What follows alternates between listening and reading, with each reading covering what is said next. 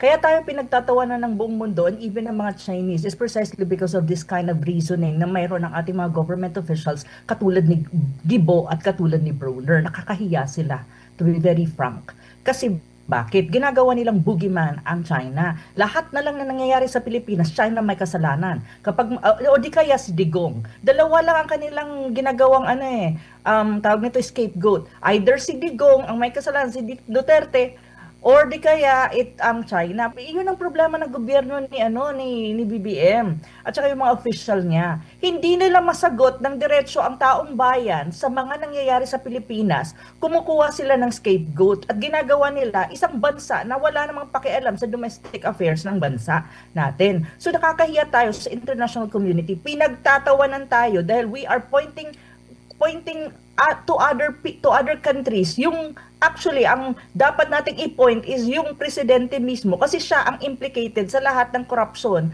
na nangyayari sa Pilipinas. Ito po muna ma'am, sa mata po ng international community, sa mga nababasa nyo po, sa maaring maging epekto po nitong ganap ngayon dito sa ating bansa. Ano na po yung take nila ma'am? Kasi ang nakikita ko po sa mga balita, parang abala sila kung paano mapalago yung ekonomiya. Dito parang abala sila paano mapaganda yung kanilang imahe o political, yung mga political agenda po nila, Prof. Oo nga, nakakalungkot no na tayo ay ang domestic problem natin sa Pilipinas ay sobrang dami. Alam naman natin yan lahat, pero yung ibang mga counterparts natin na mga bansa, lalo na dito sa Asia, ay mas busy sila na palaguin ang kanilang ekonomiya at magkaroon ng magandang pamumuhay ang kanilang mga mamamayan. Pero kung sa atin sa Pilipinas, ang makikita mo may political instability, you have like what you call allegations against the president himself na may kinalaman sa issue ng massive corruption. Andyan yung speech ni Senator Amy na nagsasabing drug addict daw ang ating presidente, which is kapatid niya yan, panganay na kapatid. Tapos andyan din yung ekonomiya mo. Ang alam ko, hindi natin makukuha ang target natin na 5% growth even the end of the year. Ang na-report third quarter is 4.0 I think or 4.5, but I think it's 4.0. So ang ekonomiya mo may problema, ang dami, ang foreign policy mo problematic din kasi ngayon I think alam nyo Admar at saka MJ na ang Ministry of Foreign Affairs ng Russia ay sinasabi na allegedly mayroon daw operation dyan sa San Fernando, Pampanga na kung saan nagkakaroon ng recruitment ng mga Pilipino na isasalang sa Ukraine at saka parang ang operator ata is some kind of a defense or military establishment, not necessarily probably government, but maybe private from na US na nandyan. Ang tanong ko lang dyan, kung sinasabi nila hindi daw totoo, pero ngayon may nabasa akong report from an international media na sinasabi nga na, may ganun nga na nangyayari. So para sa akin, parang ang tanong lang kasi dyan, ano ba talaga? Kasi alam mo, may kasabihan nga, kung walang usok, kung walang usok, walang sunog. Tama ba? Kasi English yung kasabihan na yan .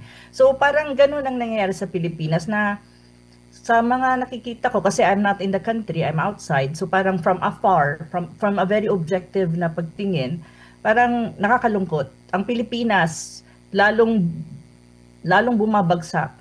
Pero ang ibang mga bansa, lalong umuunlad. Ang tanong, bakit kailangan mangyari sa Pilipinas ito? Ito yun . Totoo naman yan talaga. Yan naman talaga ang totoo dyan . At sa mga information din mula sa government side, sinasabi agad nila na sinasamantala daw ng China or may involvement daw yung China sa mga ganap ngayon sa ating bansa na pinapalaki, pinapagulo daw tayo rito. May point ba yun ma'am or paglilihis lang talaga sa issue po? Kumbaga parang kaya ba nagkaroon ng korupsyon dahil ba sa China or sinasabi nila na parang pinapalala kasi kumbaga nilulubos daw nitong China na paigtingin para ma-divide daw yung Pilipinas po, Prof. Napaka irrational at alam mo yun, nakakatawa. Kaya tayo pinagtatawanan ng buong mundo and even ng mga Chinese is precisely because of this kind of reasoning na mayroon ng ating mga government officials katulad ni Gibo at katulad ni Brunner. Nakakahiya sila, to be very frank. Kasi bakit? Ginagawa nilang boogeyman ang China. Lahat na lang na nangyayari sa Pilipinas, China may kasalanan. Kapag, o di kaya si Digong. Dalawa lang ang kanilang ginagawang tawag nito scapegoat. Either si Digong ang may kasalanan, si Duterte, or di kaya ang China. Parang ano ba? Wala na bang ibang Parang nakakahiya actually. Unang-una, ano naman ang mapapala ng China kung sila ay makikialam sa domestic affairs ng bansa? In the very first place, lahat ba anong kinalaman ng China sa allegations implicating the presidential son, the first lady, and the president on billions and billions of money na sinasabing pocketed and corrupted? Mayroon silang stake dyan? No, of course not. Yun ang problema ng yun ang problema ng gobyerno ni BBM at saka yung mga official niya. Hindi nila masagot ng diretso ang taong bayan sa mga nangyayari sa Pilipinas. Kumukuha sila ng scapegoat at ginagawa nila isang bansa na wala namang pakialam sa domestic affairs ng bansa natin. So nakakahiya tayo sa international community. Pinagtatawanan tayo dahil we are pointing to other countries. Yung actually ang dapat nating i-point is yung presidente mismo kasi siya ang implicated sa lahat ng korupsyon na nangyayari sa Pilipinas. Yun yung dapat nilang sikmurain. Ang problema ni Gibo at ni Brunner, kahit siguro sila hindi nila masikmura ang nangyayari sa Pilipinas. Kaso, they're just hanging on to power. Kaya hindi nila masabi na may problema ang sarili nilang gobyerno na kung saan official sila. Ito yung problema eh. Why do you have to point fingers? Di ba?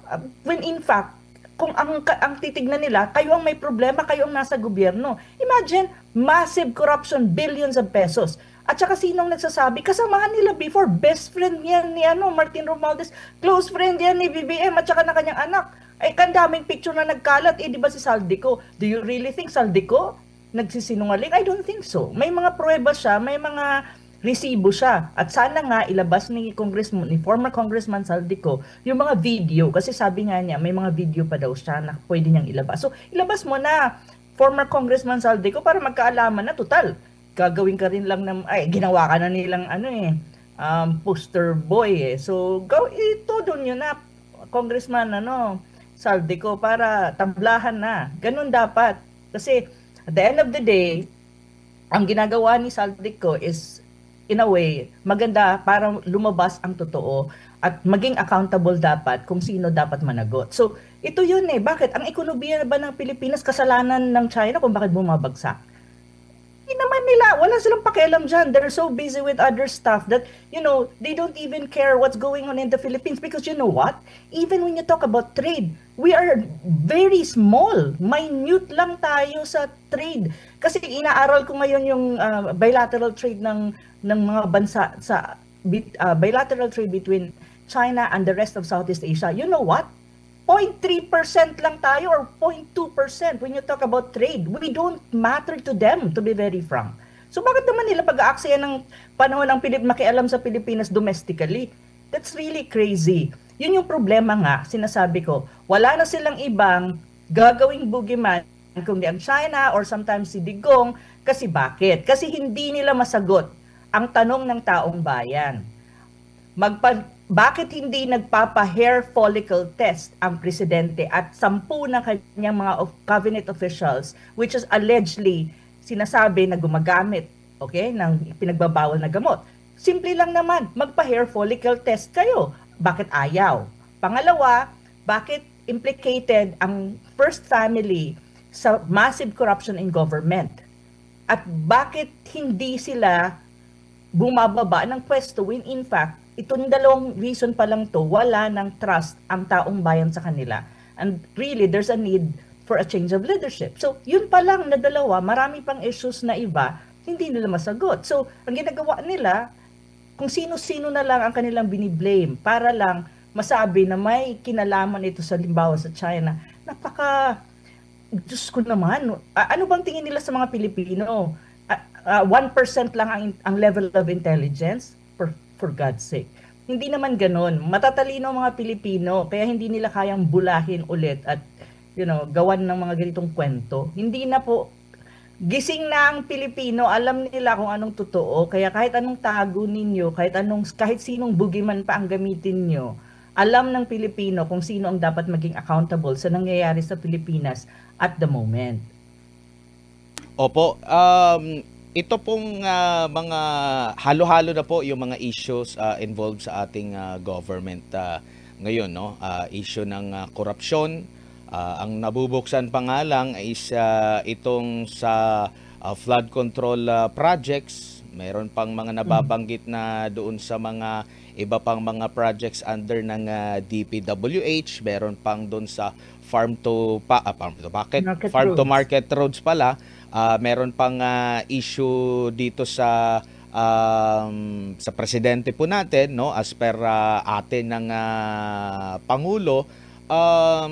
Meron na po ba kayong mga naririnig or lalo na doon sa mga investors po natin sa side po ng pagpapabuti ng ating ekonomiya po na nade-discourage na talaga, or meron pa ba silang sinasabing pwedeng maging remedyo para mahikayat pa rin sila kahit papano po na maglagak ng kanilang puhunan, or nandun na tayo sa point of no return na ba, or mga kakarampot na lang yung ating makukuha?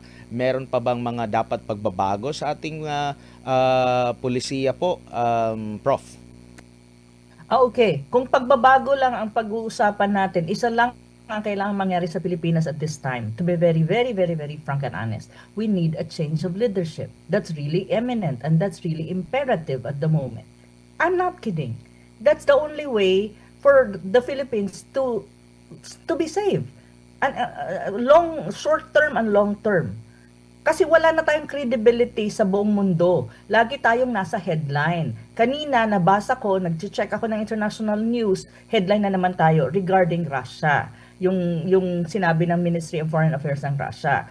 And then, headline tayo about massive corruption in government. Headline tayo na sinasabi ni Senator Amy na drug addict ang kanyang kapatid. Headline din yon. Hindi lang isang media entity yon, maraming media entity, kasi I'm always trying to kumbaga nire-review ko lagi at chine-check ko, minomonitor ang international news kasi I have to be kumbaga updated sa mga nangyayari sa mundo. That's part of my area of expertise, kumbaga. So yan. So do you really think ang mga seryosong investor ipapasok sa Pilipinas para mag-invest kung ganito ang image natin? Pangalawa, may report na, 'di ba? 40% ang bumabagsak ang ating foreign direct investment. So ibig sabihin, may problema ka. Ayaw mag-invest ng mga mga foreign investors dito sa Pilipinas precisely because unang-unang ayaw nila is massive corruption in government. At sino nga naman mag-i-invest sa Pilipinas kung ang presidente mo ay allegedly drug addict din? So, alam mo yun, totoo naman yun eh. May mga business men tayo sa Pilipinas na mga prominente, nagsasabi din sila na parang nahihirapan. Sila mismo nahihirapan sa kanilang industriya, sa mga business nila, at nakikita nila na parang hirap at ayaw pumasok ng mga investors sa Pilipinas precisely because of the domestic situation, a domestic problem. Hindi lang naman kasi massive corruption in government ang issue sa Pilipinas at the moment. Because of this, mayroon kang clamor for accountability. To certain extent, you have what you call political instability. So wala, dalawa yan lagi. Maraming kinoconsider ang mga foreign investors. Pero dalawa sa pinaka-importante is political stability and corruption. Now, in the Philippines, you have political instability to some extent, to a greater extent. Then you have massive corruption. So, dalawa pa lang na criteria, walay na tayo. So, totoo yun. Pangalawa, pagdating sa issue, nasa issue na ba tayo ng a point of no return, malapit na tayo doon. Malapit na tayo sa doomsday scenario. Kaya lang, ang sinasabi nga natin, wag na nating paabutin doon. Kaya nga ang panawagan ng mga taong bayan, karamihan ng mga Pilipino sinasabi, graceful exit ni BBM and let the country breathe, let the country have a space to breathe and then peaceful transition to the next in line. At ba? Kasi kung talagang gusto mong makabawi ang Pilipinas, may hirapan tayong bumawi. Imagine mo, we're only what? mayroon pang, ang administrasyon ni BBM, mayroon pang at least more than 2 years and a half. And do you really think ang kanyang political capital, trust rating, what do you call that, political legitimacy, mababawi niya in a matter of 2 years? Of course not. Why? Kasi tingnan mo, may nakulong na ba? Ang passport nga ni Saldico hindi pa cancel. Nauna pa nilang ipa-cancel yung kay Harry Roque na passport at saka yung ibang nakalista doon sa kaso na affiliated si Harry. Nauna pa kaysa kay Saldico. Nasamantalang si Saldico, ngayon, sinasabi nila may kaso na, andyan na, hindi nga nila mapakancel yung passport eh. Diba? So, how would you really account for all of these things? So, mabiblame mo ba ang mga foreign investor kung ayaw nilang pumasok sa Pilipinas? And one thing more, look, kaaway mo, ang BBM government is antagonistic sa China. So, China will not invest seriously in the country at the moment. I'm not kidding. On the other hand, kaandyan ang Russia. Medyo binabangga-bangga mo rin, allegedly dahil dun sa report. And then, do you really think the allies of this country who are members of BRICS, the strongest economy in the global south at the moment, will be interested in investing the country with all of this, plus the geopolitics na nangyayari? Oh my God, ang United States, are they investing in the Philippines really? Seriously speaking, or they're just focused on defense and military, using the country for their own purposes?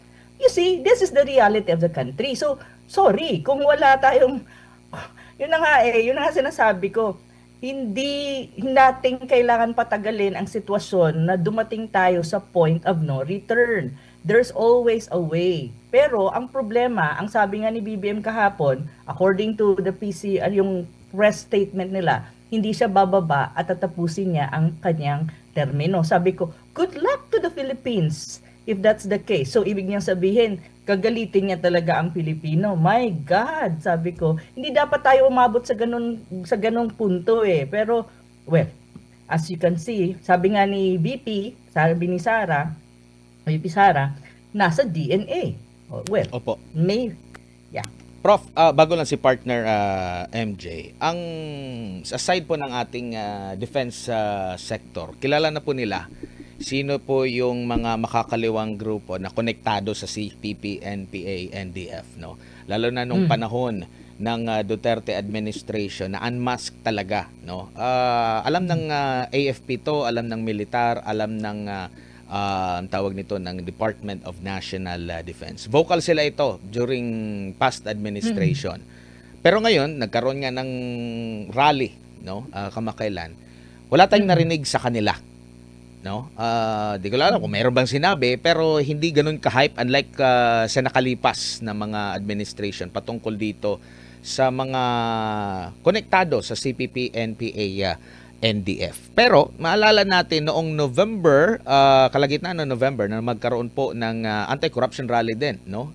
Yung iba't ibang religious group, no, yung INC, tapos iba pang organization led by General Pokis.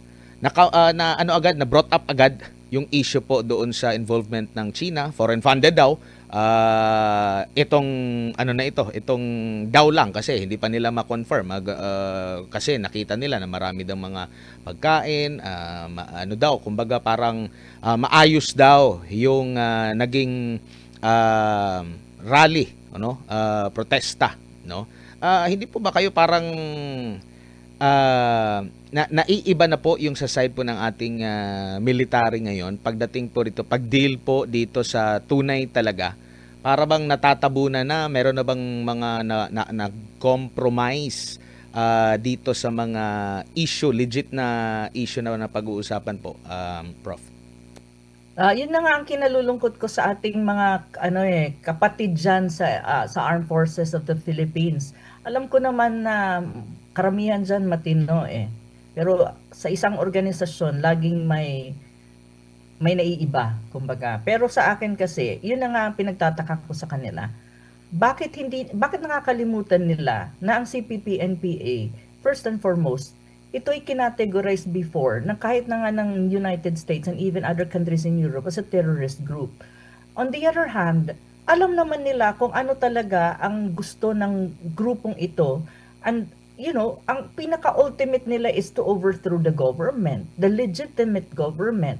On the other hand, ilang sundalo ba ang namatay sa pakikipaglaban nila sa CPP-NPA, sa insurgent group? At hindi nila makita. At bakit ngayon, parang ano bang tingin nila, kaibigan na nila ito? Kasi, I understand that in politics, there's such a thing as unholy alliance between the left and even ngayon, yung dalawang factions ng left, the rejectionists and the reaffirmists, and the current administration. Kasi nangyari yan sa House eh. Kung makikita mo sa House, nung panahon ni Martin Romualdez, makikita mo eh. Mayroon sila, hindi man nila, ay Diyos ko, sa mga tulad ko, hindi nila maluloko ako sa mga ganitong usapin. Na tipong, kunyari, may criticism itong left, pero at the end of the day, pinagtatanggol din naman nilang si Martin Romualdez, or Martin Romualdez will be giving them more funding through, obviously, nangyayari yan sa House eh. So, makikita mo may unholy alliance sa mga ito. Pero ang tanong, why is it that the AFP is not reacting to it? Why is it that they are trying to swallow all of these things? When in fact, alam nila na hindi dapat. Kasi alam nila kung ano ang tunay at purpose na objective kung bakit nag-i-exist ang mga yan. Lahat yan. Hindi yan tago. Nakalantad yan. Maraming may alam dyan. Lalo na sila kasi sila nasa AFP sila. Lumalaban sila sa mga ito kapag may mga encounter sa mga bayan-bayan outside of Metro Manila. O bakit ganun ngayon? Tapos ngayon, itong retired officers mo na retired generals, retired officers na they know what's going on in the country. They want to they want to express their sentiment na yung bansa mo nalulugmok na, kailangan isalba. Sasabihan nila na foreign funded daw. Sus Mariosep, at ang ina-accuse na naman nila is ang China. Wala na, yun nga sinasabi ko, ang problema ng gobyerno na to, even ng ilang official dyan sa AFP, wala na, or even PNP, wala na silang ibang makita na sisisihin nila kundi ang China. When in fact, wala naman silang ebidensya na China is funding. Kasi in the very first place, do you really think China is stupid to even fund? Wala naman silang makukuha dyan kasi domestically, wala naman silang pakialam eh. Why would they do that in the very first place? They're not stupid people. Kaya hindi ko maintindihan, why do you accuse UPI and even General Pukis saying na kaya nila nagagawa ang rally dahil funded? Diyos ko Lord, lahat ng tumutulong dyan sa UPI ay volunteers. Pera nila, sa bulsa nila ang ginagamit. Yun, hindi dahil sa funded sila. Lahat ng nagbibigay dyan ay puro donation, in kind and hindi, not even in cash. Nakita mo yung hitsura nila? Wala ngang, Diyos ko, eksakto lang ang makakain. Hindi nga makakain yung mga ibang nagrally doon dahil hindi enough yung mga food ng mga donations dahil dumadami ang mga tao nung rally ng November 16 ba yun? 16, 17, dapat hanggang 18. Kasi nga, wala namang yan eh. It's a movement. So it's voluntary. Lahat nandun para tumulong pero walang perang involved dyan. Yun yung alam ko dyan. So, kasi ako, tumutulong din ako pagdating sa mga, like for example, kasi minsan pinapadala sa akin halimbawa yung statement, o sige, ipopost ko sa social media ko. Oh, bakit? Nagpapabayad ba ako doon sa mga ganyan? Of course not, because that is my voluntary service dahil alam ko at naniniwala ako sa paninindigan ng UPI na binubuo ng retired generals and officers of the AFP and even probably a PNP or other security forces na retired na. Naniniwala ako sa kanila na tumatayo sila para sa bayan at alam nila at may karapatan silang tumayo sa bayan natin dahil binuwis nila yung buhay nila nung nasa serbisyo pa para sa bayan. So kung sinong may karapatan para tumindig din para sa bayan, isa sila doon. Imagine, all throughout their life, they fought for the country. Tapos ngayon, they know what they're doing. Prof. Easy lang, Prof. Easy lang. Ha? Chill lang tayo. Dito tayo. Mukhang hindi ka magiging easy sa tanong ko dahil nakaraan po kasi maraming nagko-question sa wisdom ng administrasyon kung bakit out of the many countries, Prof, sa buong sanlibutan, ang kinakausap ng presidente, Ukraine. Anong tingin, ma'am, ng international community sa ating pong pamahalaan? Yun na nga, pero alam mo, dalawa yan. Nakakatawa siya, na nakakalungkot, na nakakairita, na nakakainis. Alam mo, para tayong nakakahiya ha, alam mo. Kasi sa dami ng pwedeng kausapin, bakit ang Ukraine pa? Na samantalang, ang Ukraine, kung ihahalin tulad mo sa sakit, iniiwasan yan ng mga countries na, alam mo, magkaroon ka ng that serious talk with Zelensky, except for countries in Europe, like for example, UK, France, and even the United States under Trump. Nagagalit na si Trump kay Zelensky. Sinabihan na nga Zelensky, wag mo kaming gawing ATM, hindi kami takot sa'yo. Si Trump na mismo ang nagsalita, tinawag pa nga ni Trump na corrupt si Zelensky o corrupt, mataas ang corruption sa Ukraine. Yun, I mean, makikita mo yan sa mga speeches at sa mga tweet, sa nakapost ni Trump sa X. So, ngayon, parang, kumbaga, parang may ketong siya na iniiwasan siya ng buong mundo. Pero, out of the blue, BBM, may phone call, tapos magni-negotiate in terms of agriculture cooperation with Ukraine and all other things. Sabi ko, wala na bang option si BBM at nauwi tayo sa Ukraine? Ano yung ibig sabihin nito? Anong pinapahiwatig ng ganitong imahe na de facto leader pa nga si Zelensky hindi siya de jure. Kasi bakit? Supposedly dapat may election na sa Ukraine at nagpalit na sila ng gobyerno at ng leader. Kaso hindi, kumbaga, gumagawa si Zelensky ng paraan para siya manatili sa power at sa pwesto niya. Parang nangyayari din sa Pilipinas at mangyayari yan sa Pilipinas beyond 2028. Yung mga nakaupo dyan, hindi yan bababa. Tawag nito. So, parang mirror image nga tayo mirror image. Ang tawag kay BBM ng mga tao sa international community, to be very honest and frank, is the Zelensky of Asia. Which is ako, sabi ko, wag naman. Kawawa naman ang bansa ko kung magiging Zelensky of Asia siya. Pero yun ang kanyang tagline or kumbaga mark sa kanya ng mga tao yung mga nakakausap ko from different countries, especially from the global south. Hindi yung mga nakakausap ko, hindi yan yung mga ordinaryong tao. These are academics, these are government officials, and these are even high-ranking people in their own countries. No? So, yun nga yung problema. So sabi ko, ito ay imahin na ang gobyerno ni BBM, si BBM mismo, ay parang may tinatawag kang international isolation, na in a way, isolated na siya internationally. Kasi, ang kaya na lang niyang makipagtsikahan ay si Zelensky pa, na sa lahat ng leader, quote-unquote, kasi de facto leader nga yan, iniiwasan. And even yung patron ni Zelensky before na United States, ngayon, sinasabihan na siya na, you shape up, you accept the peace plan ng Russia at ng United States na pinag-usapan, or else, kami ang matatamaan ka sa amin. Even Trump is telling already Zelensky on this, at being accused of corruption din si Zelensky. So, parang sabi ko, kawawa naman ang Pilipinas, nauwi lang tayo sa, yan na lang ba ang kaya natin si Zelensky para kausapin? Yun na lang ba ang kaya ni BBM? Bakit? Kasi baka naman, ang mga leaders ng ibang bansa, ayaw na siyang kausapin or humahanap ng paraan para hindi siya makausap. Sa dami ng, kumbaga sa gravity ng sitwasyon ng Pilipinas na kung saan buong mundo ngayon ang nakakaalam. Imagine mo, ma-feature ka ba naman sa The Guardian? Lahat, from Europe to Asia to Latin America, lahat, nasa news po ang Pilipinas on two things, massive corruption in government and allegations na drug dependent ang ating Pangulo at ang ilan sa kanyang mga miyembro ng pamilya.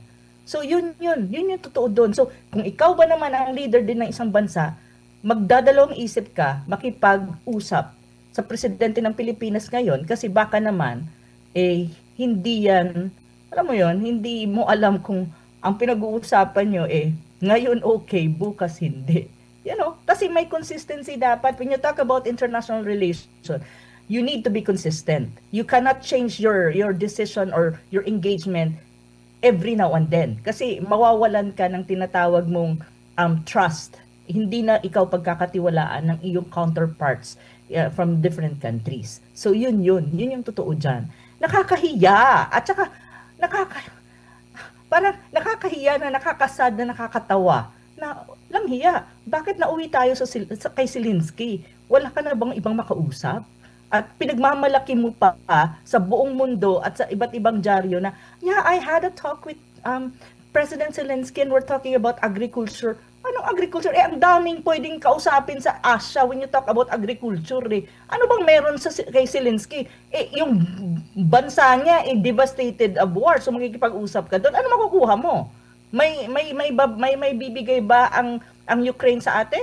In terms of trade, in terms of agriculture exchange, what it is? Really? Kaya hindi ko maintindihan. Tapos pinoflaunt pa ng media sa buong Pilipinas, major highlight pa at headline sa iba't ibang dyaryo. Sabi ko, hindi ba nahihiya ang Malacanang on this? Pinagtatawanan tayo ng buong mundo dahil dito? Sus Mariosep. Sabi na mga high blood ka eh. Prof, dagang salamat. Maraming salamat po sa inyong oras at High blood panahon ngayong gabi po. Sa ulitin po, ma'am. Thank you, ma'am. Ingat po kayo. Ingat. Thank you so much. Bye-bye.